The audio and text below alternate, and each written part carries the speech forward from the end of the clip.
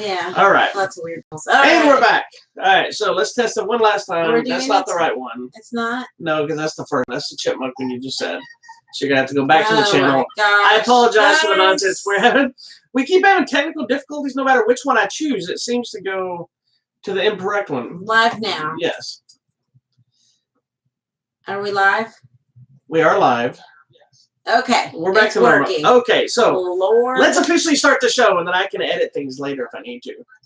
I don't know how to turn off the volume. Okay. Hello. Welcome to this week's episode of Hollywood Matrimony Live, Chipmunk Edition. That's not the Chipmunk Edition. I know. Please make sure you're always checking out our website, hollywoodmatrimony.com. Follow us on Facebook at Hollywood Matrimony, on YouTube at Hollywood Matrimony, on the Instagram at Hollywood Matrimony, and on the Twitter at Hollywood Matter, M-A-T-R. I've done my job for the day. Good show. Goodbye. Now we can just leave? Is that what you're saying? Oh, Lord. Sorry for the delay on the Facebook side, but thank you for sticking with us. And then for the one person, it's like, y'all take too long to get the show started. Well, they don't know. They don't know anything they're doing anyway. Okay, and that's my voice for all people. We got some. We got a variety of things to discuss today. Oh my gosh, what is that picture? That is a picture from somebody that worked on the movie Poultrygeist. Oh my goodness! That was brought to me. New things are like popping up in this room. It's. I apologize. It's off the side next to Freddy Krueger in the room here. We should put Freddy in the film. Well, we may work him out, but look, we actually have people watching. If you look over here on this side, it's Jason. You can't really tell. You can just see his arm. He's got his hand in his pocket. Yeah, he's chilling I've got one hand in my pocket, and the other hand's holding a big machete. Okay. So anyway, today we're going to talk about actually a lot of horror stuff. We got a lot of stuff. I'm so excited. We're talking about such a great 4 movies today. Oh, my cousin Steven's on. Hi. You what? Our cousin Steven's on. Oh, so we're going to talk about the latest big Marvel movie, which is the final chapter of Phase 3, or entry, I guess, into Phase 3. We've got no idea how it works. Director Ari Aster's latest film. Hopefully, I'm saying the right thing. Somebody went, "Oh man, the chipmunk sound went away." Sorry. But who directed Hereditary? We're going to talk about his latest film, and we're going to revisit the world of Stephen King for Pet Sematary. So what would you like to talk about first, my dear? Why don't we start with Pet Sematary? Because it's interesting. We actually went back and watched the original. So we already did some show where I talked about the new movie when it came out in theaters. That's how you say it when you're fancy. At the theater. So, but she hadn't seen either one of them. No. So we sat down and we did a double feature. And they've released them both on 4K. Well, one's on 4K, one's fixing to come on 4K. So we got the original Pet Sematary here on 4K. And then we have the new Pet Sematary here on 4K. So they're both essentially the same movie, but some slightly different tweaks. Slightly different. I don't know what that's for. Slightly different tweaks in the story elements. And I was a big fan of the original. It creeped me out when I was a kid. I don't know why, because it's not really that scary of a movie. But thank you for recognizing it's our 150th show. It is our 150th and it says we should be syndicated. I know. I don't know how it works. Brody knows because me and Brody trained together when I was younger. Oh, really? Under Mr. DeLuna. Nice. Yes. Brody was one of my guys that we came up together. Nice. So thanks for joining us, sir. Come back to class, camera's crooked. All right, it doesn't matter. All right, get over it. No, I'm going to die. The camera's crooked. You're going to get over yourself. This way. Anyway, so what did you think? Since you're the new one to this. I'd never seen either one, so I was very excited. So first, let's do this. As someone who's first introduced to both of them at the same time, essentially, which one do you like better? I like the original better. Do you? I really do. And I think why is, the pacing is slower in the first one, or the original one, I think. But I like it because it creates a little bit of elements of drama and some suspense. And I don't know why I like the cat better in the first one. see, and I actually like the cat in the new one better. Did you? Was it animatronic though? No, it wasn't. They were real. But I think the one in the new movie, I like them both. The one in the church in the original film had more of a supernatural vibe to him, but the new one just has that creepy cat. You walk out of your front door and that cat's just standing in your yard. And he's got mange and it just looks like. And that made me second guess our cat. Oh, like Lord. the other cat, it made me feel like a movie. Yeah. The church in the second movie made me feel like I've seen that cat, and he's seen some things. I liked the first one. I don't know. That's your business. But I do like I just like the original. I feel like there was more foreboding, if you will. Well, the original, they gave a little more story because they talk about, the kid, the past story and all the stuff. And what's the man's name? I don't want to call him Herman Munster because that's Fred rude. Gwynn. Fred Gwynn. He's passed away now. He didn't like being. He Herman did not Munster. like being typecast as Herman Munster. It used to make him so mad. I liked him better in this than what's his name? John Lithgow. John Lithgow's excellent in the role, but I agree. Fred Gwynn just had a southern charm to him. Yeah. Who John Lithgow's version initially comes off way creepier. You think he might be up to some stuff, and then you realize, okay, he's not. He's just protective. Yeah. Where Fred Gwynn, the first time you see him, you feel like you can trust him. Yeah. Because the first time you see him is he's saving a kid. So that's true. Then it builds up stuff. So. But then it builds up, and you find out like, okay, this guy's seen some stuff. So could it be? So for the whole movie, she just keeps going, "Dead is better. Dead is better." Sometimes so could it be? Could it be that you like Fred Gwynn because the execution of that line is more classic? Perhaps so. But you know what, though, too? What's interesting is that he takes him there. First of all, anytime there's an Indian burial ground, you need to walk away, people. Well, that's when you're supposed to stay there and build your house. We've seen Poltergeist. Poltergeist. But you know what? He tells him that at least 3 times in that scene. And I feel in the new movie, it's such a throwaway, like a one-time, sometimes that is better. But with the Fred Gwynn one in the original, you get the feeling that he knows what he's talking about because he tells you about the dog, but he tells you the story of the guy. I mean, and he has seen it and he knows. Well, here's the thing, and I think it's always been missed. I've never read the book all the way through. No one, and if anybody's out there that has read the book, correct me if I'm wrong, but I believe in the book, the only reason he tells him about how to do the church thing is because the doctor actually saves his life, Judd's wife's life. Like she's still in the picture in the book. And because, as a thank you, he tries to help him by helping the cat because he knows it's not right. Yeah. But there's not really an explanation other than he doesn't want to hurt his daughter's feelings or his son's feelings or whoever it is. Yeah. And it's a case of, okay, well, if you know this stuff's going down, why are you letting that happen? That's what I thought too. It's like, why would you take him there knowing that? And then he sees the thing in his eye, and the first one he's like, "Don't do what I think you're thinking." Yeah, I don't do it. But then in the second, in the newer movie, if you notice, the old man had to deal with, I guess his wife had passed or something. Yeah, well, that's the thing is that's part of the story. Okay. I believe, if I'm not mistaken. My favorite thing out of either one of them is the sister that had the spinal whatever. She's way creepier in the second movie. I like. She's creepy in the first one. Don't get me wrong. And I knew I was like, that's not a lady. Well, the thing with the first one, the prosthetics and the way they look, you get a little more straight on. With the second one, they were a lot more grimy and dirty and bed sores and So both of them work. I liked it. Now that's my favorite part of it. Then I have to ask you this: this is a very important aspect, and this was a lot of discussion. And I'm not even talking about the gender swap of the kids. I get, like the kid in the original movie, Gage is creepy as hell. It is creepy. He is like Chucky came to life. Like that's not okay. He's better kid villain than the daughter in the second one. But I get the swap because nowadays she was doing so much in the second. Yeah, I don't think they would have. Most people like society or whatever won't accept to get away with like killing that small of a little kid. And make him even. I get it. I would have preferred to see that look, but also the kid they have in that movie couldn't have done any of this stuff. He was a little baby. Too. But which ending do you prefer? Because they're 2 completely different endings. Ooh, I know. Without telling you the endings. I like the ending. I think of the newer one. I do too. I think it's much darker. It is, and much more. Like, what? It made me feel more like. It would have actually the way it would have actually happened. You know what I mean? Because it feels like both of them end on a horribly deep, dark moment, but this one felt like all right, there's nothing we can do about this, so you can't do anything. Yeah.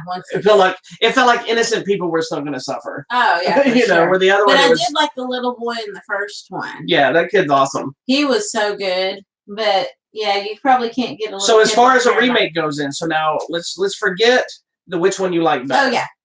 Going as one that's like a remake / reimagining.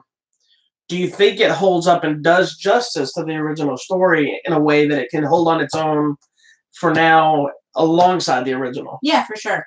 I think you can enjoy both of them equally. I mean, and I think it's a good reimagining, I guess, because it's just a different take on the same story. Yeah.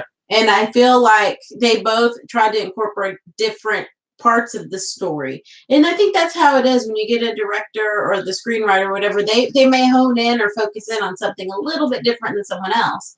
But that's what I like about this. I mean, I'm not a person that's like, I hate all remakes. Yeah. No, I'm not either. I like to see everyone's idea. Chance. And that's why I think I do want to read the book. I've never read the book either, but I would read the book just to see, because I'm sure I'll focus in on something completely different too. Well, there's a lot. I think there's a lot of darker stuff in the book that's not in then I'm gonna read it in the movie stuff. So okay, good. Well, the original Pet Sematary. But, no, wait. Which one's your favorite? Oh, yes, I still haven't told you that. You haven't told me. I've been dying. She's been asking me constantly, which one do you like better? And he's like, we'll talk about it on the show. I was gonna try to zoom this, and then after the show, I was gonna go. So I still haven't told you, and then make her go. I didn't realize she was going to catch me. No, which one is your favorite? Yeah, mine is a toss-up because I do love the original movie, but I like the dark, gritty nature of the new one. Okay. So for me, they're probably on par with equal. I wish we had this guy in this movie. Fred Gwynn. Well, we have Fred Gwynn in this movie? Fred Gwynn's dead. I know, but to me, he brought a lot more. He had that solidness. Well, he played it. He essentially played himself because he was very Midwestern country. That's how his. Not that he was guarding a burial ground with undead, but he was kind of Southern. But you knew there was something wrong with him because he was always just out there like drinking. Like he couldn't part of it deal too. with life. There was just something about Fred Gwynn himself. He's amazing because he does this thing, and he did it as Herman Mustard. He did it in My Cousin Vinny. He's done it in a lot of his stuff where he has this thing that I don't think he did it so much in Car 54, which I think was his first series. Car 54, where are you? If you don't know what I'm talking about. But he had this thing where one, he had that unique long face, the big man, but he would do this thing with his mouth, the way he would lick his lips, and he'd be like, and then the way his mouth shaped and the tone of his voice and the bass, and it had so much character. John Lithgow's a brilliant actor. He's one of my favorite actors, and he plays the part well, but he plays it as more of an everyman who is tormented. But Fred Gwynn had a little more character about him. But I think that has nothing to do with performance. That has to do with Fred Gwynn. There's been nobody like Fred Gwynn. There's been other people that played Herman Munsters in some of the remakes and the reboots, and you can't remake Fred Gwynn. He's just one of those actors. Well, and then I like the dad in this one because I don't care for. I love Jason Clarke. I think Jason Clarke's way better than this guy. Annoys me in the original. I know, but I like him. I remember seeing him in lots of things. Yeah. Him and Tasha Yar. Tasha Yar. They did good.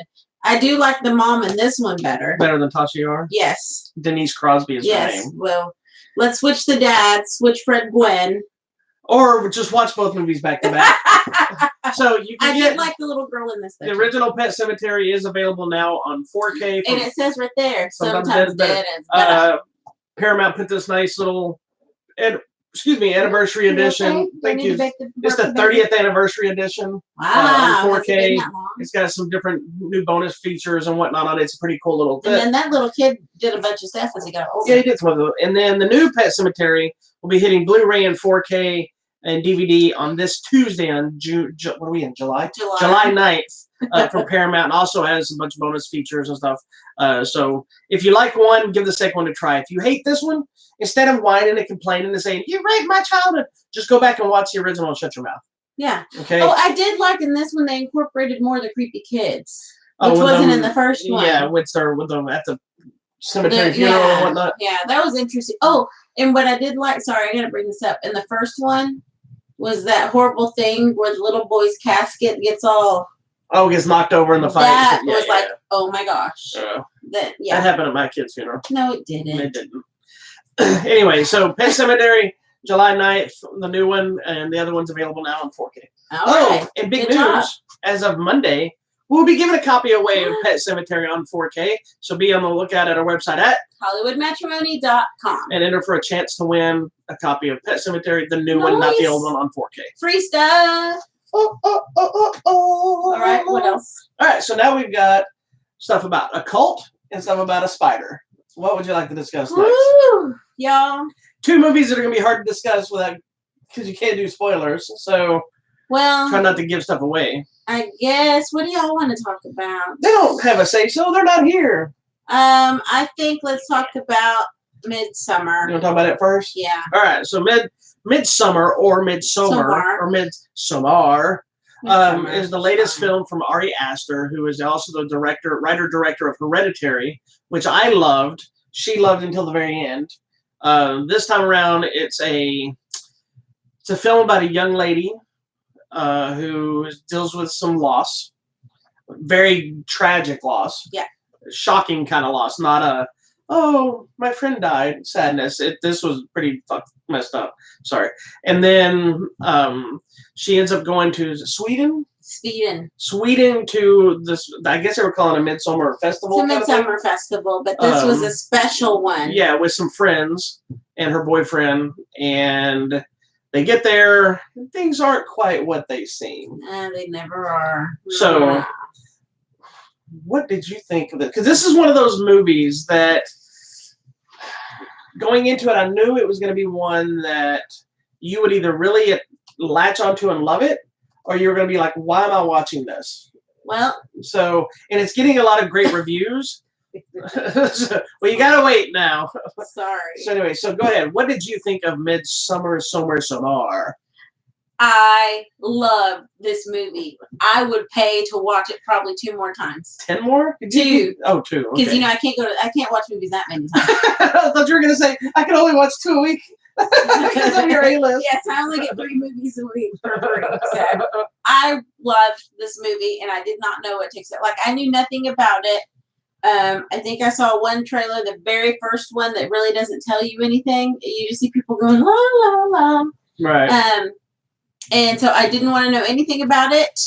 I went in not knowing if I should be terrified or freaked out or what was happening.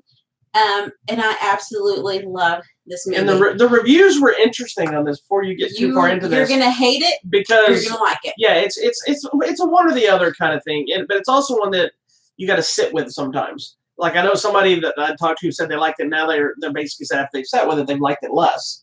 But I get it. Yeah. It's not one that it's not a movie I can argue on why you should like it and why you're wrong that you hate it. We have those movies.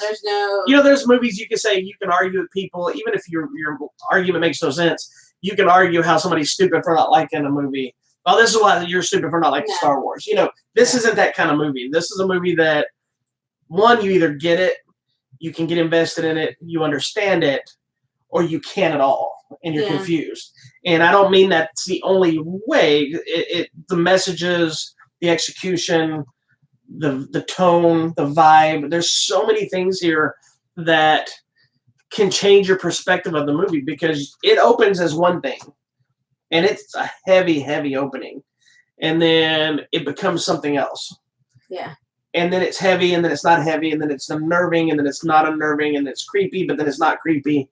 There's a lot of things happening in this movie, and it's all perspective. Like the things that, like we were discussing, things that I was saying that I found unnerving were because they were realistic. Yeah. You were like, I didn't find it unnerving at all, but you were taking it in a different way. I found joy in the horror and the grotesqueness of it. There are moments, which is what made it so beautiful, of violence. Yeah, that's what I'm saying, because I think there's 2 things going on. This is why, for me, like, I like blood and gore and violence in movies, not because I like it in real life. I don't. I get grossed out of blood in real life. But you like it with purpose. But I like it, yes, if it's purposeful to the story. The same thing with nudity. If it's purposeful for the story and it makes the story move forward, I get it. But then also because when we made independent films, and I know how hard it is just to get something to look like intestines. Right. And so when I see something on the screen and it looks so real to me, it is beautiful, even though it's grotesque and disturbing. And I'm like, oh my gosh, look at that beautiful shot. And even if it's something as simple as blood spatter, but to me, that's beautiful in the cinematography sense. In real life, I have to live with this. No, but there are some amazing, beautiful shots in this movie. There's one scene, I won't spoil anything. There's one scene. This movie's a hard movie to review. When we're going down a road and suddenly you go upside down and okay, literally someone's life is about to turn upside down. What we think is real, we don't know. And to me, that is such a beautiful shot because it's about the story. It was funny because we're watching the movie and I'm thinking the same thing, and I'm looking at the thing, and sometimes she'll connect to that stuff and sometimes you don't. Like sometimes you're just like munching your popcorn and not paying attention to the visual stuff like that. Like this time I was all in. Other times you're really focused, and I think the reason you're focused is because the beginning punches you in the face. Yes. And well, and even the beginning of it is probably the most to me, and I keep using the word unnerving. I think it's the most unnerving part, but it's not what happens. It's the guttural crying and the screaming. And it kind of flashes you back to anytime you've been in a situation where something horrific has happened, hearing those screams of somebody. Like I've heard those screams. Like when my daughter passed away, I heard those kind of screams. And when you see somebody die unexpectedly, or even if it's a pet, it gets you and you hear that and it's just like, oh my God, it like sends tingles down your spine. It wasn't the gore in the situation later. It's that opening thing. Well, even the beginning got me because it's one of those where you're like, oh, okay. But then you're like, oh. Yeah, in the beginning it's not even gory. It's not graphic. It's not gory. It gets you, though, because you expect something, then you don't, and then you do, and then you don't, and then you're like, what? It gets you. Yeah, it really and so does. It kind of punches you in the face, and then it sets out on this. Then it kind of becomes like a road movie for a second. So it takes you back out of that, and then I think you get uncomfortable because you don't know what you're supposed to do. Because you're like, something's coming, but you're like, am I supposed to have joy with these acid trips and the driving and the things that they're doing? Because there's some funny moments and there's some things that are happening, and you're like, I don't know where I'm supposed to feel right now. Someone agrees with me. Oh my gosh, I'm so sorry. With your blood splatter and shit. Yeah, not that. Yeah, I can get away with that. And we were mean because when the kids were young. Daniel, we used to cut them. No, Daniel, our youngest, he never liked blood and guts on movies. So we'd do stuff like I'm like, okay. So I'd make like spaghetti, and we'd sit down and eat spaghetti. Yeah, he didn't like eating during a horror film. For my daughter, on the other hand, we broke her. Yeah. Because I told her, think of it from the cinematography aspect. Well, she got mad when she started finding out. I remember when we sat down because she loves the Saw franchise. To explain to her how. And I remember showing her the video of I think it's Saw 2. Yeah. Where they get thrown into the pit of syringes. Yeah. And I show her how they made that sequence. And she goes, it's like fiber optic needles that are just floppy. And she goes, are you kidding me? And she got mad that she bought into it. Then we watched the next Saw and she buys into it again. And I'm like, that bat was rubber nails. She goes, come on. Like, you think people are really getting hit in the head with a bat? I mean, yeah, whatever. Anywho. But I will say that the director of Saw 2 that I met at Nightmare one year, who's also directing the new Saw film that Chris Rock is writing and starring in.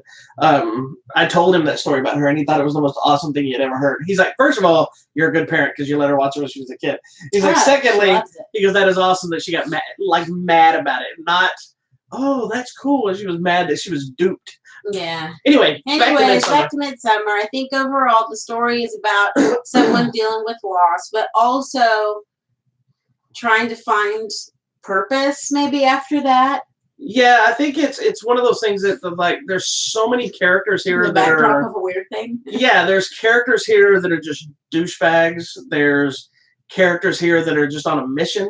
Mm-hmm. You have people here who are a little bit out there. You have people who are just oblivious to the world around them. And you have in the center, you have this one girl who she's really, really, really wants to be back to normal. She's trying to find something to get to there. Yeah, but what's normal? Yeah, and everybody thinks she's connected with, like, you either have one guy who's not her man flirting with her, you have her man not being the greatest boyfriend, their relationship's already a problem, so they should have broken up already. but he's latching on probably because of the issues that happens. She's not breaking up because she doesn't know there's issues because she's delusional. Yeah. Then her friends aren't really there. There's a lot of levels. Yeah, their friends aren't really supportive because they didn't really want her on the trip.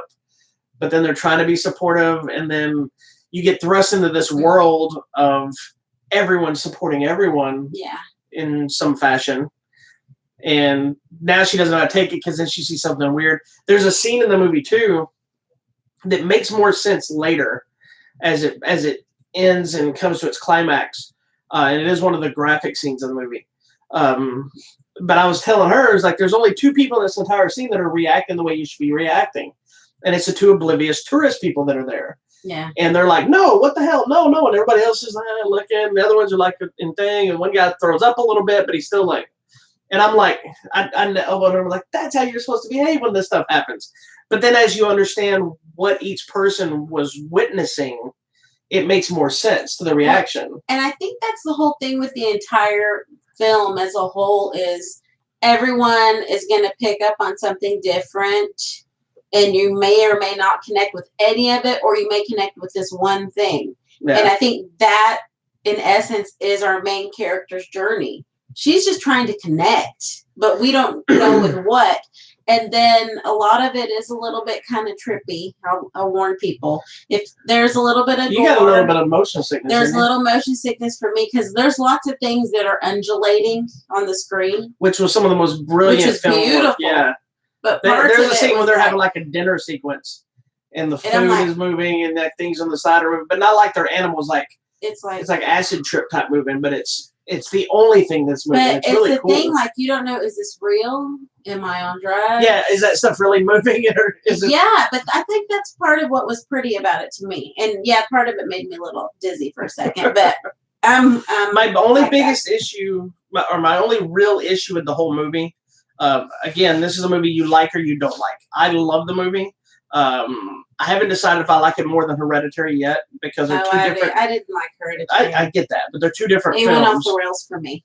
See, it didn't to me because it felt like it went where I thought it was going to go. Well, this one, to me, I think we read somewhere cult, and so that's what I had in my head, and that's fine. It does have a Wicker Man vibe to it. I don't remember that. So. Well, and the one you do is the Nicolas Cage. Yeah, so which y'all told me was no good. You should forget that movie. But my biggest complaint, and it was more of a personal thing. It doesn't hurt the movie in any way. Is there's like this mongoloid deformed character that they showed like 2 or 3 times, but they did nothing really with, and I was really wanting to see.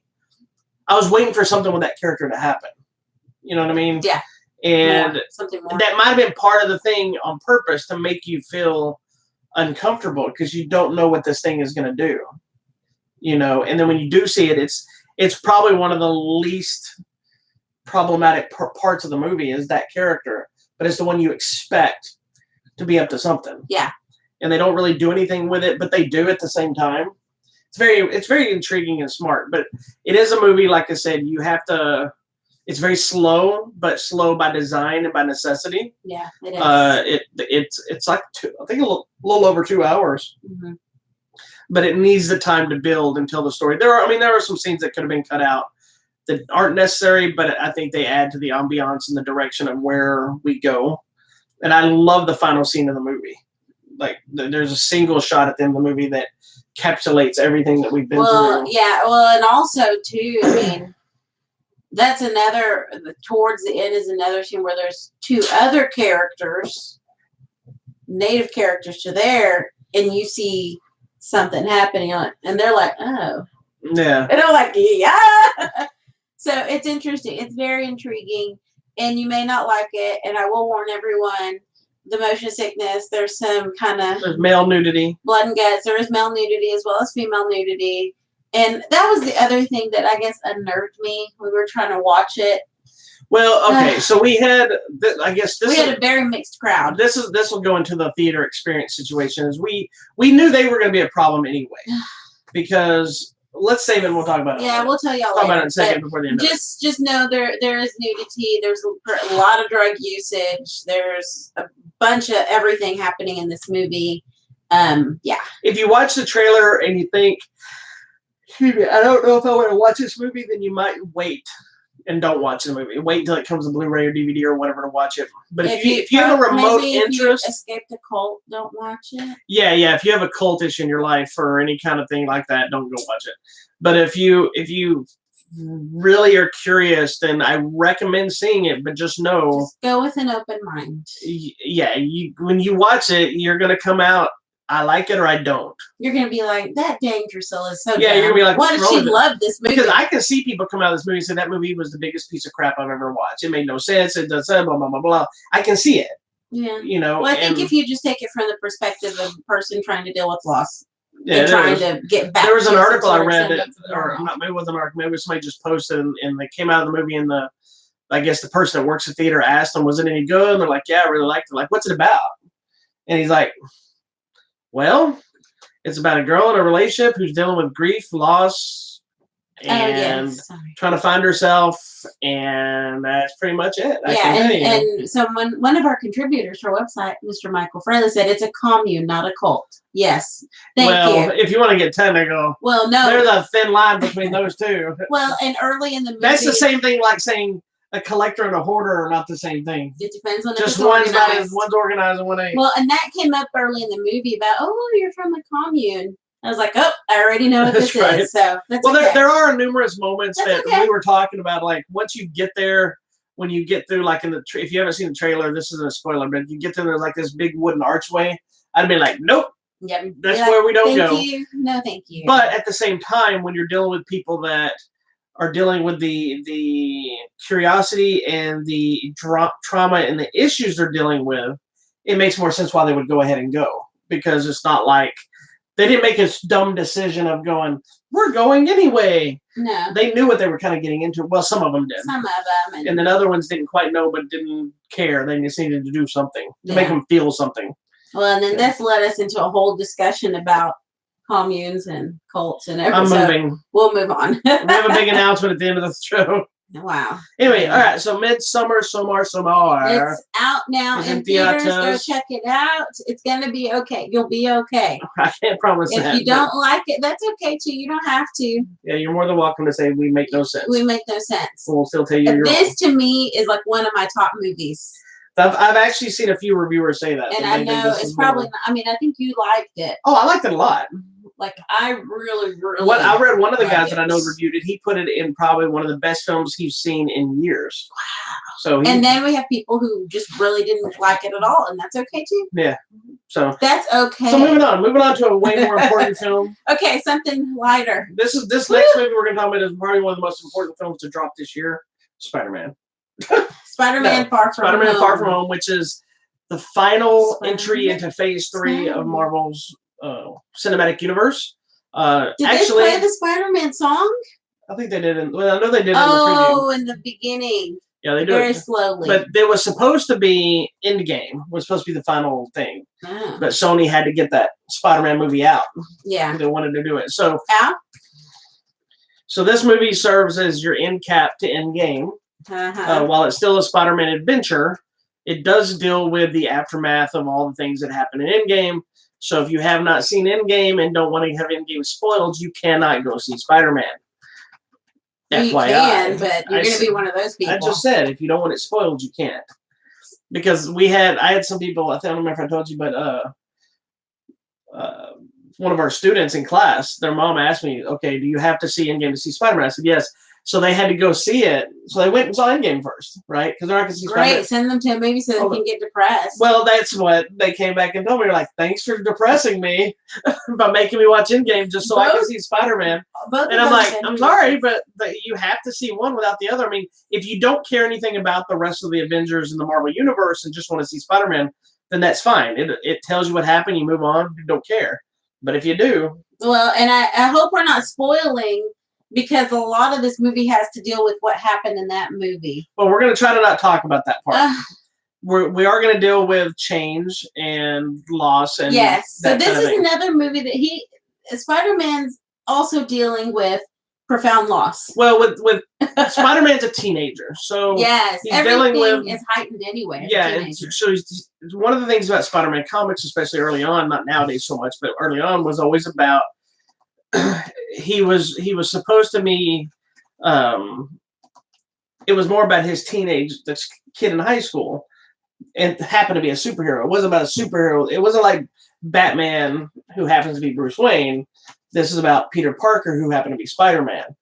And so you're dealing with, like with Spider-Man Homecoming, you're dealing with his coming off of Civil War, trying to figure out, okay, I'm now a superhero, waiting for something to happen, waiting to fill his shoes, but he still wasn't quite ready to be anything more than just playing Spider-Man in his little neighborhood. Neighborhoods. He's like, don't you have any neighborhood problems? Which that comes up in Far From Home, is now that he's been through space and all the different things that's happened with Infinity War and Endgame, then he's not just the friendly neighborhood Spider-Man anymore. He wants to be, but he's a child that went through adult things, and so now he's got to grow up. There's people expecting things of him. He feels like he needs to carry a torch. It's not necessarily his responsibility. He feels like he's got to step up and do something that he wasn't really prepared for. The whole movie's based on the with great power comes with great responsibility. The entire thing, but also you got to remember. And who you are. He was gone. I hope this isn't a spoiler. I'm going back to the very first Infinity War. He's been gone. Yeah. For years. So now he's got to he's come back. But people are probably thinking, oh, well, you're a superhero. Get over it. We are going to make spoilers from Infinity War. If you haven't seen Infinity War by now, sorry. Spider-Man was in space. Yes, numerous times. Read a comic, man. Well, he was in Infinity War. Yeah, in Infinity War. We're not going to talk about Endgame stuff, but we'll talk about Infinity War stuff. So like this one, what I liked about this one is it goes back to kind of the core of Spider-Man. There's a lot of stuff with the kids, his friends in school. They do touch base with the snap, which they call it something else in this one. I don't want to call it that. I'll let you learn it as you watch the movie. But we're literally that. Yeah, the snap that changed everything. They do deal with that, whether you like the way they deal with it or not. They do touch base on it. They deal with it. And it actually has some funny results because they talk about, since we're 5 years later because of Endgame, which isn't a spoiler. That's just what it is. People who stayed. Yeah, there's like sequences like somebody making a reference to this person's not actually that old. He's actually younger, even though he is that old, but he's not. It's insane. And it is not sloppy writing. Shut up. That's okay, but they explained it so you can. They explained it just fine. He's just obsessive compulsive about the math. That's okay. And his math is just wrong because he's not a math guy. It's okay. He thinks he is. Use your calculator. He doesn't have one. Pocket protector. He uses his fingers to count. Anyway, this also has its own second by itself story. So it's not just that. That's all sub story to the main story. And in this story, or this time around, we have a new character, Mysterio, who you don't really know. Unless you've read the comics, like you don't know anything about Mysterio. I was thinking it was Rey Mysterio from WWE. Well, you were highly incorrect. But if you don't know Mysterio, I didn't know anything about him. You have no idea the direction of the character. Like I know who Mysterio is. I know some of his history. I'm not a Mysterio expert, but I know. Don't spoil it for others. I knew he was a character I never thought would work on film with a big fishbowl head, and if they had, I knew they were going to throw that fishbowl head right out the window and say no. But they brought it in, and it worked really well. He looked cool. So they did some clever stuff. There's a few things in the movie that don't hurt the movie, but I'm like, seriously, how could y'all not have seen that? Like the bus sequence. Yeah. Like really, that took y'all away to not see that. But it's such a throwaway scene. Yeah, you just get over it. Yeah. But I will say, I'm on the fence because I love Tom Holland as Spider-Man. He's the best Spider-Man in relation to the young Peter Parker, the kind of awkward teenager, the look and feel of Spider-Man. But I really, really, really, really love Andrew Garfield as Spider-Man as well. Because he did such a great job in Amazing Spider-Man and even Amazing Spider-Man 2, whether you like the movie or not. There's so many great Spider-Man moments in those two movies that it just... it's a toss-up. Like the new Spider-Man movies are better, but they're different. Yeah, we'll have to do a poll. And I love Far From Home. Don't get me wrong; it's way up there on the cusp of Marvel films. I really, really enjoyed it, and I love. So he's your favorite. Andrew Garfield's your favorite. I don't know if he's my favorite. I think it's more the comparison. Pick one. I think if I had to pick one, I'll have to say Tom Holland because he seems to embody Spider-Man for really based on the comic, but. He is it's the Spider-Man stuff. Like, I love Garfield as Spider-Man, but it's the Spider-Man stuff in the Garfield movies that I love. I see. Like the swinging and the posing and the moments. Like, there's such this beautiful scene where he's kind of falling out of the sky before he shoots his web, and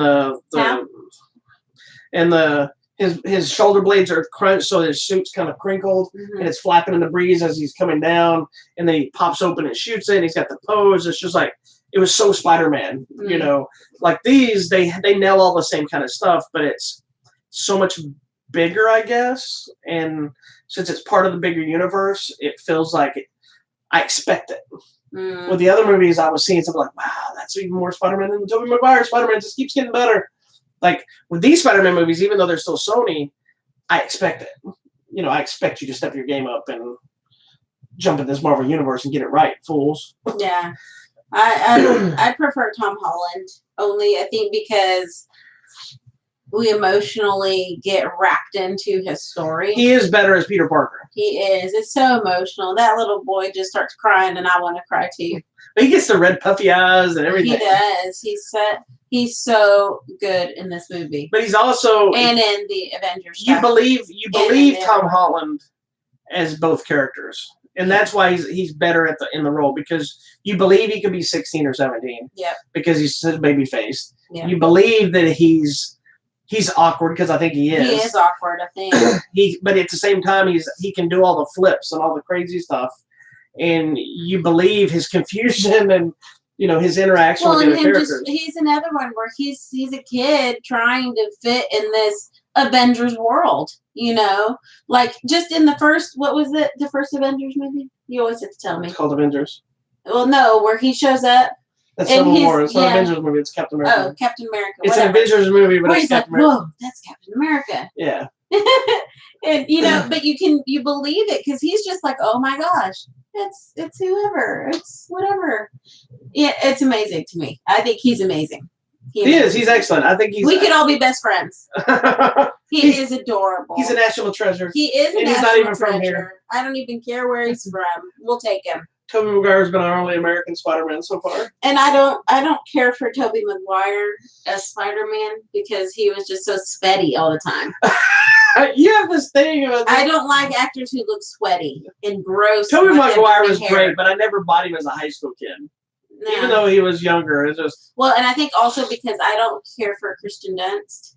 She was the most MJ of what we've gotten so far, but I agree. I don't care about the MJ character, period, but I do like Zendaya in the role. Even though I have no preference for any of them. Yeah, Zendaya is a version of MJ, which is not technically Mary Jane. Right. It's a different character, but at least right now. I'm just there for Tom Holland because I like her because she feels like a real teenager. Yeah. She's that awkward too. And she seems to have grown in this one than what she was in the last movie. I think the snap changed her. Like, she wasn't just... First movie, she was just very goth and hateful and crazy and whatever. This one, that's still there. But she also seems like she was wanting more in life because of that happening. But she's still attached to the darkness of stuff that she liked in her gothiness. You know? I don't know. Do we know that some of these people are in the movie? They're all in the trailer. Which person are you talking about? Him? Yeah, she's in the trailer. And do we know that... Favreau? Yes. Yeah, she's in the trailer. And... Yeah, she's in the first movie. She's Aunt May. Okay, well, I don't know. Marissa told me Aunt May is not... anything. Do we know that that's him? That Jake Gyllenhaal plays Mysterio? Mm-hmm. Yes. Okay. Well, let me tell you. Have you seen the trailer? No, I don't watch trailers on purpose. An entire website. She doesn't pay attention. I try not to. I might see one and then I don't want to see it. I love her in the movie, but I'm still trying to get used to Marissa Tomei as Aunt May. That bothers me. I know, and a lot of people at work were telling me they were confused, like, why is Aunt May so young? Yeah. But I still want to know. Mae Young should have played her. I want to know why she has to wear these big high-waist booty pants. Maybe that's why they make her old. I guess. They make her wear booty pants. I don't know. I love Marissa Tomei. I always have. She's great in the movie, and I love that she got more to do this time. Yeah. And I like the direction they went with her character and the stuff they did, because it did make a new uncomfortable life element for Peter Parker. But yeah, it is. It's a little weird getting used to, but I get it because it's also a smart job, because by casting a younger May, because she's in her 50s, isn't she, or 40s? Yeah, but I think also too we're back at the very beginning of this Spider-Man. At the same time, story, it doesn't so- really make sense why Aunt May was old in the first place. I agree. Because Who if was he's a she? Was that 16, his that would be mom's his aunt. mom's That would be sister? his mom's sister. How the hell old was his mom? I don't know. His mom was like 85 years old because Aunt May was like 130 in the comic. No, she wasn't. She was like in her 60s, right? She looked like 135. I don't know. I don't. She always had like weird bob old hair. She's all like, How? I man. don't think she was that old. All the time she got like Anyways, this when she hooked up with Doc Ock, and all of a sudden they were a thing. I loved Jake Gyllenhaal's That's the comic, not the movie. look. He looks good in this movie, you guys. Like, A fun fact: did you know he almost played Spider-Man? Did he really? Yes, when Tobey He'd be too Maguire old now. got hurt shooting Seabiscuit or whatever that horse movie he did. Was it Seabiscuit that he did? I don't know if it was Seabiscuit or the other one. Anyway, whatever the horse movie he did, he got hurt, and then there was a whole issue where Tobey Maguire was in discussion. I mean, Jake Gyllenhaal was in discussions to take his place as Spider-Man. Then it didn't happen. So there was a funny. Oh, it was reminding me of this. There was people started on that movie. Why did they not? First of all, that movie's horrible. Second of all, that was another one of those. He looks good. He shouldn't have been cast because that was whitewashing thing. Go back. Let's not bring that up. Okay, but Jake Gyllenhaal looks good in this movie. But what's funny is he posted an Instagram or a Twitter thing of sitting back reading the Spider-Man script, and all of a sudden he goes, "Mysterio!" He goes, and he like slows it down, like he's finally like inside joke. Anyway, I agree. So we're agreeing with people. And the younger it does make more sense. Yeah, it does make sense. It's just weird as reading the comic, having to get used to it. She's great in the role. I love her in it. Well, they can start putting Marissa Tomei in the comic. I mean, if you get technical, again, the Marvel Cinematic Universe is not the comic universe. No, They've created their own thing. Despite everybody complaining about every movie that comes out not following the source material, for some reason they let Marvel get away with it and don't complain about it. But whatever. It is what it is. I liked it. You should watch it. That was really... So which one do you... I guess I'm going to have to keep pushing this along because she's pooting out on me over here. Are you going to ask me which Spider-Man I like? Yes. Do you like... No, not of all the three Spider-Mans. Which one do you prefer? Homecoming or Far From Home? I like this one.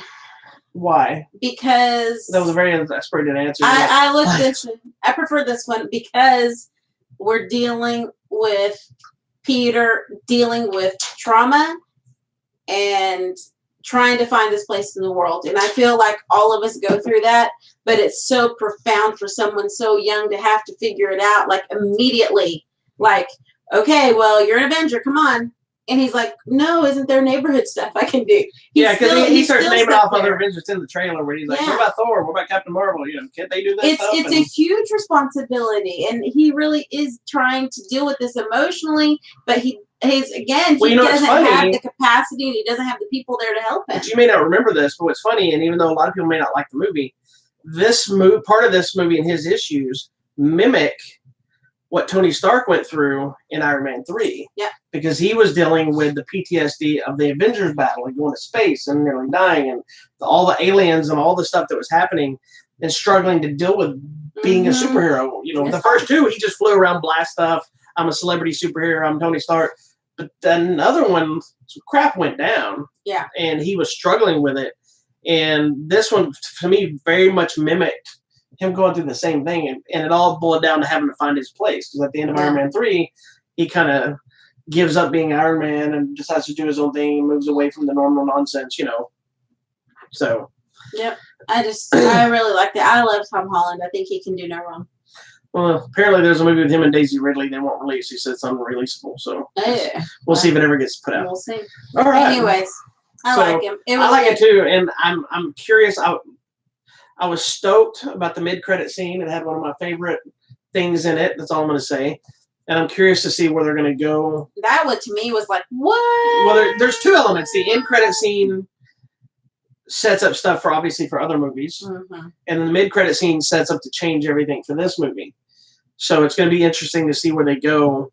I know there's been a lot of posts and talks about what villain should we see next. And I read an article with the... excuse me. Sorry, we're suffering bad over here. Bless you. Thank you. What? Rude. Babe, we're on national TV. Yeah, and which means you should be saying bless. You have some manners, fool.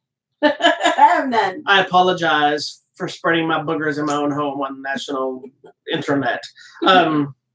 What was I saying? The sneeze took hold. The sneeze. The sneeze heard around the world. Now I don't remember what I was saying. I don't either, but we'll move on. Oh, the discussion was about the villains of what's next. And oh, yeah, what villains? I was reading, like, the director that has made these Spider-Man movies. What is it? Watts? John Watts? No, is that from the other movie? No, nah. Who's this one? You're not even on there. Never mind. I'm not there anymore. I can go back. But they said there's been a very calculated thing to not bring any of the villains that have been in the other Spider-Man movies yet. Oh, okay, that's because smart. Everybody obviously wanted Dr. Octopus and the Green Goblin because we want to get. We've done it. But we still need them eventually because those are big. John Watts. You are correct. Those are big characters for the Spider-Man universe. Yeah. Like those are two of his primaries. But there's such a vast character. Like I really, really, really want Kraven the Hunter, which I think could be a really cool twist and take. And I'm putting in my head, I think Jason Momoa would be a great Kraven the Hunter, but he'd have to cut his hair short. He doesn't have to, but I would prefer him to.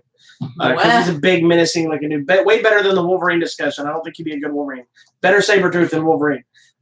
Yes, that'd be awesome. But anyway, that or we've already got the Vulture. We now have Mysterio's into the world. If I remember correctly, in one of the after credit scenes in Homecoming, you see a guy who's got the scorpion tattoo, so you assume Scorpion's in there. You assume Shocker's out there somewhere. So we're building towards being able to have the Sinister Six, which was a big deal. Yeah. But Sinister Six also had Doc Ock and Green Goblin, I believe, and so. But we'll see what happens. For now, we have no information about Marvel for the near future. We know they're shooting Black Widow. We don't know exact timeline, if it's a multiverse thing that they were talking about in Endgame, with the split stuff, or if it's a prequel film or whatever. We all have a speculation of, if you know how Endgame ended, then you have a speculation of where it probably is doing. We know they're making Shang-Chi, Master of Kung Fu, Black Panther 2, Doctor Strange 2. They're making an Eternals movie, and obviously Captain Marvel 2, but we don't have official announcements about anything. But Comic-Con is going to be up. San Diego Comic-Con is in the next week or two. And they have like this massive 90-minute Marvel panel. So everybody's assuming that they're fixing to drop some information during this Comic-Con panel, as well as probably a retrospect of the last 10 years or whatnot. Hi, Vader. So what's up, Vader? Say hi to the people on the camera. This is Vader. He's the show mascot. Welcome. He just interferes in the show from time to time, and people. That's okay. You can do whatever you want to. So, anywho, so that's that. We'll see what happens in the world of Spider-Man. Spider-Man. AKA the Night Monkey. Anyway, right, I loved it. It was good. Next. It was excellent. I just loved everything. Okay, so now, what is your favorite Marvel movie? Oh. Now that Phase 3 is complete. I need to be able to see. They're all right there. In order. Okay. Right there. Ooh. I've taken all the movies. I've taken all of our movies, Marvel movies, out of the continuity of the rest of the collection. Oh my god. And they have their own section over there, and they're in order based on the order to watch them. I think I like the second. What's the Avengers? The last one. Endgame. Endgame. I don't know any. How do you not know anything? Sorry. You're just a dumbhead. I think I like Endgame, and I like this Spider-Man. And I still like the one about the ether. Thor 2. And I like Iron Man 2. I like all the ones nobody likes. All right. So moving on before you make more people mad. Sorry. All right, so before I make people talk mad. about our theater experience harkens back to Midsommar. Whatever. Because I think we only have the one, really. Guys, so we went to go see this. Yeah, so this was one of the ones we went. 4th of July. Yeah, no, we went Wednesday night. Oh, Wednesday night. We went and saw Spider-Man 4th of July. Because I'd seen it. That's very patriotic. I've seen it twice now. You're fancy. But we get there. So our theater, we've talked about it, all assigned seats. Yes. You know where you sit. Love it. So there's people sitting, and I guess they had friends show up or something. And so then they all wanted to sit together. So then they started moving their seats together. But they were like jumping over chairs and like, hey, let's all sit here. But they're assigned seats. Yeah, and what's funny about the whole thing is they moved, 4 times? Yes, it was so dumb. Every time they moved to a different place, other people came till it finally came down to the point where they had to move back to their seats and sit where they were supposed to be in the first place. Yeah. So we could already tell they were going to be annoying. And they were like probably what, 16 to 18. They were teenagers. It's a group of teenagers. I'm not trying to be down on teenagers because obviously you could be Spider-Man, but these were not Spider-Man. No, these were Spider-Ham. These were just These were more Peter Porker people. They were loud and like. Well, they weren't disruptive during the movie in a standpoint of like just talking and being rude. What happened was because they're young, their mentality, nudity comes on screen and they start laughing hysterically. Something weird happens and they start laughing or they start, oh, you know, and it was. This is during Midsommar. Yeah, and it was the inappropriate, immature response of not understanding what's going on. Yeah. So it's like when you laugh during a horror movie because you're uncomfortable. It's that kind of thing. Well, because like we mentioned, there is female and male nudity. And so I think that's really what got them. They were like, what? Yeah, when the guy that started the male nude, they started laughing. And during the sex scene, which is a bizarre sex scene, they started laughing. They're like, oh, you know, because it's showing like old people. It's important to the story. It is, because there's an old lady naked. And they're like, oh, you know, and it's immature movie goers. You got to be there for the movie. But I think they liked it because I think they were outside talking about it when we left, and they were like, "The movie was weird, but it was cool, man." But I don't know. I could have misheard them. I could have just want them to like it in hopes that they're not as stupid as they acted. That was really the only big thing. I don't think we had any other. Oh, when I was trying to watch Pet Sematary, this lady that just kept running. Maybe Dad is better. Maybe Dad is better. Yes, maybe Dad is better. Is Thor 2 the one I like? Yes, Thor: The Dark World. Yes. That's the one you like. The one no one else liked. Yes, I think it's fine. I think it's fine. Anyway, sorry. There's not a Marvel movie I don't like. There's some that are lower on the totem pole. I might have gotten over my hate of Bucky. I may just not like him. I think Captain Marvel's on the low end of the totem pole for me. I like the movie, but I think it's not as strong as some of the other ones. But I think that part of that has to do with my dislike for the character, both the male and the female version. You do like Captain America? I like all the Captain Americas, and I'm not a huge Captain America fan. Winter Soldier's still my favorite of the Marvel movies. Really? To this day. Yeah. All the way through the Avengers, everything. Winter Soldier's still my favorite movie. I would pick Wakanda before I picked that. See, I like Black Panther, but it's one of those that after a while, it feels slow to me. I love it, but it's one that I do. Oh, we'll be watching all of them again. Don't worry. Why? Because the new one will be coming out soon. But the new one that's going to come out are basically kind of starting it all over. Like, it'll still be connected to the past, but it's no longer. Matter. We'll watch the Infinity Saga's over. I'm going to watch all the Infinity stuff again. That's almost 20 plus I'm going to watch all of them. Okay, so moving on. So this week we got a lot of Blu-rays. Well, not a lot, but we have Pet Sematary, as we mentioned, is coming up on Blu-ray, DVD, and 4K, and we'll have a contest going live on Monday on our website at HollywoodMatrimony.com. Shout Factory. Shout! Is putting out Silent Hill on Blu-ray. Oh, wow. And there's also a movie called The Professor starring Johnny Depp that I want to see. If I remember correctly from the trailer, it's about this professor who's told that he has a certain amount of time to live, and so he just kind of goes off the rails and starts smoking weed, hanging out with the kids. He's a college professor. Oh, okay, so it's okay. Yeah, well, I don't know if it's okay. The movie Little, which we never get to see, which is the one about that one looks cute. That's coming out. They're releasing Waterworld on 4K, the most expensive bomb ever. The final season of Gotham, as well as the complete series, is hitting Blu-ray and DVD and 4K. And the steelbook of Mothra, the original Mothra movie, is coming out. There's a Mill Creek Entertainment, which is the same one that puts out. We talked about. They put out the one you're going to write the review for tonight. Forever Night. But they put out this really cool, it's like slipcase edition, and now it's just Mothra, and you got the big Mothra, but it's a still case edition, so it's got some cool little stuff on the inside. So there'll be a review going up for this one soon. It comes out this week on Blu-ray, and I think that's pretty much the main big stuff. Okay. Well, coming out of the theater this coming week, it's my birthday week, so we get to see what comes out.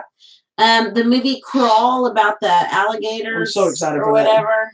But I'm a huge Alexander Aya or Aha fan, whatever you want to call it, because he made one of my favorite movies, High Tension.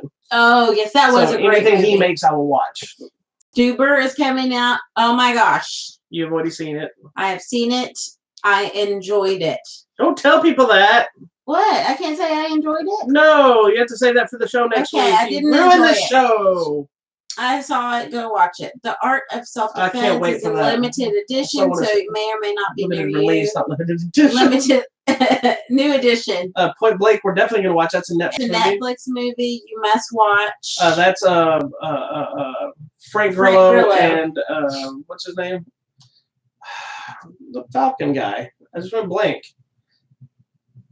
That guy right there. Yeah, well, I just went blank. What is Falcon's name? I don't know. That is horrible. Anyway, but Joe Lynch directed. Joe Lynch is the one that I talked to at the airport going to Celebration. They got all mad. Oh, yes. He also. So, anyway, it's a Netflix movie called Point Blank. I want to watch it. Okay, it doesn't matter. Move on. Okay, moving on. And then I think that's all coming out because everything else is limited. You're seeing The Farewell, but you're seeing it the next week. So I think it's all yes. limited. Oh, my gosh. I'm so excited about watching that. It's the new one with Aquafina. Anyway, so that's pretty much it. So that's it. On our website, we do still have some contests. Like I said, we have the Forrest Gump 25th Anniversary Edition Blu-ray that's up that it should be ending probably this week. We also have first time on Blu-ray Turbo, a Power Rangers movie, the second feature-length film they made. We have a few copies of this to give away. Anthony Mackie. Bride City, the complete series, which hits. The full series. You get the full series we're giving away. It hits DVD this Tuesday, so that's contest probably in the end of this week. And we're wrapping up the digital copies of Cinderella and Dumbo this week, and the Pet Sematary will be added onto that if I didn't already say that. If I did say it, too bad I said it again. All right, you did, and thank you. So please make sure you check our website, HollywoodMatrimony.com. As we mentioned, check the contest thing, but we're always posting new videos and posters and everything. Trailers. And check YouTube because we got new trailers like every day. There's something we're posting new trailers. We also have 2 brand new shows. On Tuesdays, we did our first show this week for Hollywood Matrimonies. TV Tuesdays. I'm so excited. Nothing but TV shows, whether old shows, new shows, shows coming up, shows we just watched, single episodes, all things TV that are glorious. And then on Thursday, I do the weekday update talking about the different trailers and movie news that have popped up and giveaways, kind of a preview of what's going to be coming on this show. Mm-hmm. And that's pretty much it. Yeah. The other thing is I'm going to throw another plug at this. The Grave, which I just finished it, which is the new, I guess you would say, comic/graphic novel by Dan Fraga. Fraga Boom! Which it was like a year-long project he did. We talked about it some last week. I'm doing an interview with him about it. That'll go on the show. It's a great, great book. If you can find it, go pick it up at your local comic book store. Put out by IDW. It's a great book. All right. That is a shameless plug because I'm just a fan of Dan Fraga. That's okay. He was also a rap guy. Really? He put out some rap albums under Fraga Boom. Nice. All right. And he has a website, a YouTube channel called Couch Doodles. Check out our website, HollywoodMatrimony.com. Make sure you're watching the YouTube channel. So go to YouTube, hit subscribe, and go like. I'll tell you in Espanol, suscríbete, say like. Yes. You can share. Even if you don't care anything about YouTube, go get us on followers so we can get our likes. We're up to 30. Yeah, we're up to 30. Woo! We're unstoppable. Can't stop us now. Make sure you're watching them because you'll get to see TV Tuesdays and Weekly Update. Yeah. Which is only on YouTube. Yeah, those 2 shows are exclusive to YouTube.